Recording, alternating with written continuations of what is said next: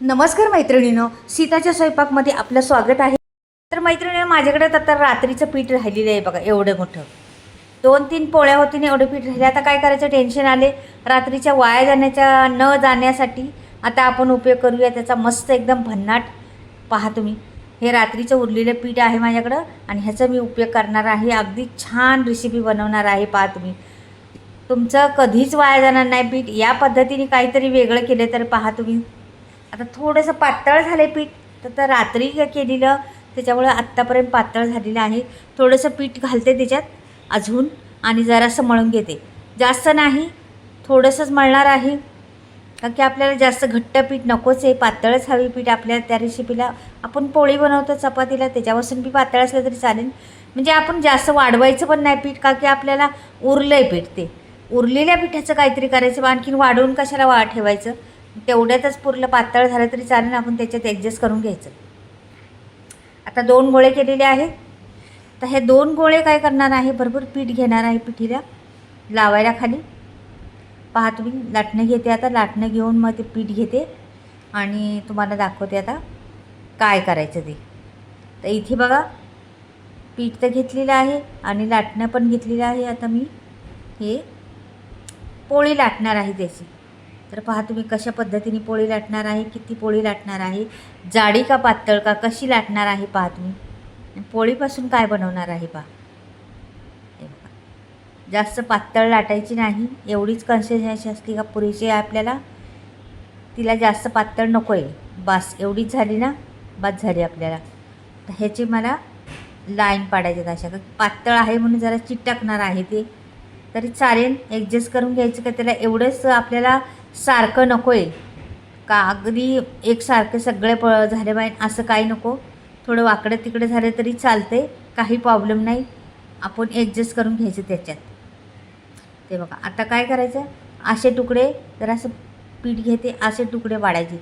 शंकरपाळीसारखे पाडा, कशाही पाडल्या तरी तुम्हाला चालेल. हे बघा, आता चिकटलेलं आहे ते अजून, तरी पण मी आता असे तुकडे त्याचे पाडणार आहे. हे बघा, आणि एकावर एक असं रचून ठेवले तरी काही प्रॉब्लेम नाही. आता ते सगळं संघच केलं असतं मी, पण काय होतं, चिटकते. ते चिटकल्यामुळं एक एक मला काढायला लागणार आहे, की पातळ आहे. आपल्याला जास्त वाढवायचं पण नाही आपल्याला, म्हणून नाही तर थोडंसं घट्ट मळलं असलं ते चिटकणार पण नाही, छान शंकरपाळ्या पडतील अशा त्याच्या. पण आता मला तेवढ्या पिठाचंच करायचं आहे. तर मैत्रिणींनो, कुठल्या कुठल्या गोष्टी अशा आहेत त्या आपल्या वाया नाही गेल्या पाहिजे, आपल्या उपयोगी पडल्या पाहिजे आपल्याला. अशा तऱ्हेने आपण करायचं, काय ना काय वेगळं वेगळं. जे असं तुमच्या पोळ्या राहिलेल्या असल्या किंवा तुमची भाकरी राहिली असली रात्रीची, तर त्याचा छान उपयोग करायचा. किंवा तुमचा भात राहिला असाल तर असाच टाकून देण्यापेक्षा कंटाळा आला तर नाहीच खात, मग शिळा भात म्हटलं का नकोच वाटतं. मग भातापासून काय वेगळे पदार्थ बनवायचे. असे शिळं राहिलेलं अन्न व्यवस्थित ठेवायचं आणि उपयोग करून घ्यायचा त्याचा. आता मी हे पिठाचा उपयोग करून दाखवते तुम्हाला. गव्हाचं पीठ आहे, तर छान त्याचा उपयोग करून दाखवते. हे बघा, आता मी एवढे कापलेले आहे. आणखीन ते अर्धी पोळी, अर्धं पीठ राहिलेलं आहे, त्याचा पण असंच तुकडे करून घेणार आहे. मग दाखवते तुम्हाला. हे बघा, चांगलं पीठ लावायचं आणि गोळा करून ठेवून द्यायचं. एवढं काय त्याला सारखं चारे वाईन असं काय नाही. ह्याला थोडंसं पीठ लावते, परत मळते आणि परत त्याचा पूर्ण शंकरपाळीचं आकार करून बनवून देते तुम्हाला. तर हे पूर्ण झालेलं आहे बघा, असं झालेलं आहे. सगळं गोळा झाले, ते काय एकसारखं आलेलं नाही. पहा तुम्ही, अशा वाकड्या तिकडे झाल्या, पण तरी पण चालते आपल्याला. हे सर्व चालू शकतं. आता काय करायचं पुढे दाखवते तुम्हाला. तर हे बाजूला ठेवते आणि एक भांडं ठेवलेलं आहे. त्याच्यात मी अर्धा लिटर दूध टाकते. पूर्ण अर्धा लिटर दूध टाकलेलं आहे. थोडंसं पाणी पण टाकते त्याच्यामध्ये, नुसतं दूध नको म्हणून पाणी पण टाकते. दूध असं छान उकळी आली पाहिजे दुधाला, तर मग पुढचा प्रोसेस करायचा आपल्याला. हे बघा, अजून पाणी टाकलं मी. आता एवढं पुरेसं झालेलं आहे आपल्याला. तर हे दुधाला छान उकळी आली पाहिजे, तरच मग पुढचा प्रोसेस होईल आपला. तर आता मी उकळी येऊन द्यायची छान दुधाला. आता ही जराशी उकळी आली का पुढे काय करायचं आपल्याला, तर त्याच्यात साखर घालायची. तर आता तुम्हाला एवढे करायचे, मग तुमच्या अंदाजाने तुम्ही साखर घालू शकता. मी 4 चमचे साखर घालणार आहे. तर 4 चमचे मी साखर घालते. पहा तुम्ही, पूर्ण 4 चमचे घातलेले आहेत. तुम्हाला दिसले तेवढे दिसले, नाही तर पूर्ण 4 चमचे माझ्याकडं साखर घातलेली आहे. हे पहा. तर एवढं गोड हवी, आणखीन तुम्हाला घालायचं तर आणखीन घालू शकता, काही प्रॉब्लेम नाही. आता जराशी उकळी येऊ द्या त्याला, नंतर पुढचं प्रोसेस करूया आपण. साखर तर घालून झालेली आहे. आता ही उकळी आलेली आहे. आता हे आपण बनवलेले आहेत ना शंकरपाळ्या, त्या सोडून द्यायच्या त्याच्यामध्ये. मैत्रिणी, तुम्हाला समजलंच असेल काय बनवलं हे.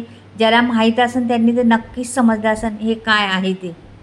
तर हे आहे दूध गोळ्या. तर ह्या दूध गोळ्या एवढ्या पौष्टिक असतात, एवढे हेल्दी असतात ना, तर तुम्ही नक्कीच उरलेले पीठ असलं किंवा काय असलं तर तुमचं हे वाया न जाता अशा पद्धतीने दूध गोळ्या बनवू शकता. अजून प्रोसेस आहे त्याला पुढे, तुम्ही पहा. आता हे मी सोडलेलं आहे. आता ह्याला छान उकळी येऊन द्यायची, थोडंसं आटून द्यायचे याला. नंतर तुम्हाला त्याचा घट्टपणा पैदा होईल. त्याचा पीठ पण आपण जरासं लावलेलं आहे ना त्याला. हे बघा, छान असं 5 मिनटं 10 मिनटं असं उकळी येऊन दिलेली आहे मी. हे बघा, छान असं घट्ट झालेलं आहे. जरा उकळी दंदाना आली होती, मी कमी करून घेतला गॅस. आणि अशी छान. आता ह्याच्यात तुम्हाला बदाम घालायचं तर बदाम घालू शकता, पिस्ता घालायचं तर घाला, किंवा जायफळ नका घालू, विलायची पावडर घाला, आणि सुंठ किसून घातली तरी चालेल. मी आता बदाम आहे केलेले, भाजले होते आणि ते माझ्याकडे होते शिल्लक. भाजले म्हणजे तुपात भाजून मी एका बरणीत ठेवते कधी कधी, तर ठेवले होते तर ते आता मी टाकलं त्याच्यात. हे बघा, हे शिजून द्यायचं, 1-2 मिनिट उकळी येऊन द्यायची त्याला. विलायची पावडर पण टाकली आणि ते पण टाकलं, दोन्ही पण टाकलेले आहेत. तुम्हाला वाटलं काय दुसरं काय टाकायचं तर टाकू शकता. भरपूर ड्रायफ्रूट टाकू. हा प्रसाद बी करू शकता नैवेद्यासाठी तुम्ही, किंवा तुम्ही असं रोज खायला, किंवा मुलांना सकाळचं खायला. हे बघा, आता थोडीशी विलायची पहिली टाकली, तर आता परत थोडीशी टाकते. छान सुगंध सुटलेला आहे त्याचा. आणि हे मैत्रिणीनं आता तुम्हाला स्टोरी सांगते याची थोडीफार. तर हे दूधगोळे आहेत ना, पूर्वी लोक म्हणजे आमच्या आजी पणजीच्या काळातली किंवा आमच्या आईच्या काळातली म्हटलं तरी चालेल, अजून पण आहे ह्याचं. कोणी आजारी पडलं किंवा पाहायला जायचे त्यांना, तर ह्या दूधगोळ्या करून डब्बा भरून घेऊन जायचा. थोडंसं मीठ टाकायचं पहा, तर डब्बा भरून घेऊन जायचं. तो माणूस खाणार तर त्याची ताकद पण येणार त्याला, आणि चांगला तरतरीत राहणार. अशा ह्या दूधगोळ्या आहेत. खूप पौष्टिक आहेत, खूप हेल्दी आहे. आजारी माणसांना द्या किंवा साध्यांना द्या. नाश्त्यासाठी रोज जर खाल्लं तर खूप टॉनिकच तुमचं बनेल. खूप छान आहे. हे झालेलं आहे बनवून. तर मी एका वाटीत काढून दाखवते. पहा, अगदी तोंडात घातलं का गायब होतात ह्या दूधगोळ्या. त्याला ना चावायला लागणार ना काही, गुळगुळीत एकदम छान आतमध्ये जातात आणि खूप टेस्टी लागतात. तुमच्या खिरीला काय करता असं होतं आहे. हे खिरीपासून पण छान असं चमच्याने खायचं, खूप टेस्टी. एकदा करून पहा. तुम्ही पीठ भिजवून पण करू शकता, तुमचं उरलेलं पीठ राहिलं असलं त्याचं पण करू शकता, कशाचं पण करू शकता तुम्ही. मैत्रिणींनो, अशा रेसिपी असतात ना का, ह्या पारंपरिक रेसिपी आहेत म्हणून मी दाखवण्याचा प्रयत्न करत असते. जुन्या जमान्यातल्या रेसिपी थोड्याफार जुन्या होत चालल्या आहेत. आत्ताच्या काळांना मुलांना किंवा माहीत नसते, याचं नाव पण माहीत नसतं. मुलांना कसं बर्गर पिझ्झा ह्यांची नावं म्हटलं का पटापट येतात, पण अशा ह्या पद्धती येत नाहीत. म्हणून मी दाखवत असते जुन्या थोड्याशा रेसिपी कधी कधीमध्ये. तर ह्या दूधगोळ्या पहा करून, खूप छान, खूप टेस्टी लागतात. हेल्दी रेसिपी आहे, खूप पूर्वजांपासून आलेली आहे रेसिपी. नक्कीच बनवा. तर हे बघा, किती छान दूधगोळ्या झालेल्या आहेत ना. रंगही एवढा सुरेख आलेला आहे त्याचा, आणि छान अशा घट्ट पण झालेल्या आहेत. पहा, भरपूर दूध घातलं आहे त्याच्यात आणि मस्त बनवलेले आहेत. अगदी पौष्टिक नाश्ता म्हटलं तरी चालेल. तर माझ्या दूधगोळ्या कशा वाटल्या नक्कीच कळवा मैत्रिणींनो, आणि कमेंटमध्ये लिहून पाठवा. आवडल्या का, कुठून पाहताय ते पण पाठवा.